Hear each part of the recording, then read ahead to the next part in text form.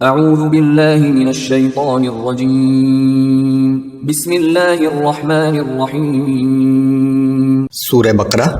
آیات نمبر 79 تا 96 میں بنی اسرائیل کو یاد دلایا گیا کہ یہ قرآن ان پیشین گوئیوں کے مطابق نازل ہوا ہے جو پہلے سے ان کی کتابوں میں موجود ہیں، لیکن پھر بھی وہ ایمان لانے کے لیے آمادہ نہیں، حالانکہ ان کا دعویٰ یہ ہے کہ وہ اللہ کے محبوب اور چہیتے ہیں۔ ان کے پاس اللہ کی طرف سے یہ کتاب یعنی قرآن آئی جو ان کے پاس موجود کتاب یعنی تورات کی تصدیق کرتی ہے، اور ان کے پاس وہی نبی تشریف لے آیا جسے وہ تورات میں دی گئی نشانیوں سے پہچانتے تھے، تو اس کے منکر ہو گئے، حالانکہ اس سے پہلے وہ خود اس نبی کے حوالے سے کافروں پر فتح یابی کی دعائیں مانگتے تھے۔ ایسے انکار کرنے والوں پر اللہ کی لعنت ہے۔ وہ چیز جس سے انہوں نے اپنی جانوں کا سودا کیا کہ اللہ کی نازل کردہ کتاب کا انکار کر رہے ہیں، وہ بھی محض اس ضد کی وجہ سے کہ اللہ اپنے فضل سے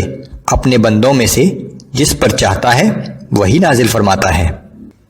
بنی اسرائیل محض اس ضد کی وجہ سے ایمان لانے کے لیے تیار نہ تھے کہ اس سے پہلے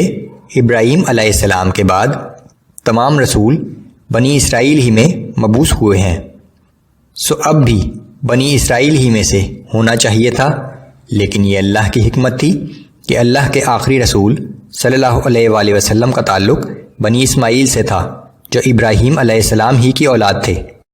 اب یہ لوگ اللہ کے دہرے غضب کے مستحق ہو گئے ہیں اور کافروں کے لیے توہین آمیز عذاب ہے۔ ان سے کہا جاتا ہے کہ ان سب کتابوں پر ایمان لاؤ جنہیں اللہ نے نازل فرمایا ہے، تو کہتے ہیں کہ ہم صرف اس کتاب پر ایمان لائیں گے جو ہم پر نازل کی گئی، اور جو اس کے علاوہ ہے اس کا انکار کرتے ہیں، حالانکہ یہ قرآن بھی برحق ہے اور اس کتاب کی تصدیق کرتا ہے جو پہلے سے ان کے پاس موجود ہے۔ پیغمبر آپ ان سے دریافت فرمائیں کہ اگر تم واقعی اپنی کتاب پر ایمان رکھتے ہو تو پھر تم اس سے پہلے اللہ کے بھیجے ہوئے انبیاء کو کیوں قتل کرتے رہے ہو؟ تمہارے پاس موسیٰ علیہ السلام کھلی نشانیاں لے کر آئے، پھر تم نے ان کے کوہ طور پر جانے کے بعد بچڑے کو معبود بنا لیا، اور تم بہت ہی ظالم ہو۔ اور جب ہم نے تمہارے اوپر کوہ طور کو معلق کر کے تم سے پختہ عہد لیا اور حکم دیا کہ جو کتاب ہم نے تمہیں عطا کی ہے اس کو مضبوطی سے تھامے رکھو اور ہمارا حکم سنو، تو انہوں نے جواب دیا کہ ہم نے سن لیا، مگر پھر نافرمانی کی، اور کفر کے باعث ان کے دلوں میں بچڑے کی محبت رچا دی گئی تھی۔ پیغمبر صلی اللہ علیہ وآلہ وسلم آپ انہیں بتا دیجئے کہ یہ بہت ہی بری باتیں ہیں جن کا حکم تمہیں تمہارا ایمان دے رہا ہے، اگر تم واقعی مومن ہو۔ فرما دیجئے کہ اگر تمہارے کہنے کے مطابق اللہ کے نزدیک آخرت کا گھر یعنی جنت صرف تمہارے لیے ہی مخصوص ہے اور دوسرے لوگوں کے لیے نہیں، تو تم موت کی آرزو کرو اگر تم سچے ہو۔ لیکن ان گناہوں اور اعمال کے باعث جو ان کے ہاتھ آگے بھیج چکے ہیں، وہ ہرگز کبھی یہ آرزو نہیں کریں گے،